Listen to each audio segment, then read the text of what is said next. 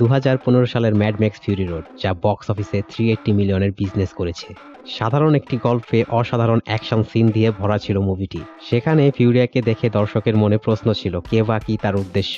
দর্শকদের এই কনফিউশন দূর করতেই জর্জ মিলার দ্বিতীয়বারের মতো বসে পড়লেন কলম আর খাতা নিয়ে, আর তৈরি করে ফেললেন আরেকটি masterpiece, Furiosa a Mad Max saga, যা খুব শীঘ্রই আসতে যাচ্ছে বড় পর্দায়। বরাবরের মতো এবারও থাকছে ভরপুর অ্যাকশন আর ভিএফএক্সে ভরা।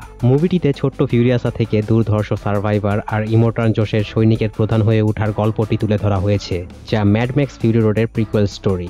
আগের পর্বে ফিউরিয়াসার রোলে শার্লিজ থেরনকে দেখতে পেলেও এবার থাকছে অ্যানিয়া টেইলর জয়, যা নিয়ে আমার কোনো অভিযোগ নেই। 15 সালের ম্যাড ম্যাক্স ফিউরি রোডে ইমোর্টাল জোশের চারিত্রিক বৈশিষ্ট্যের জন্য ফিউরিয়াসা বিপক্ষে চলে যায়। এরপরেই শুরু হয় চোখ ধাঁধানো অ্যাকশন। মুভিটি না দেখে থাকলে এখনই দেখতে বসে পড়ুন।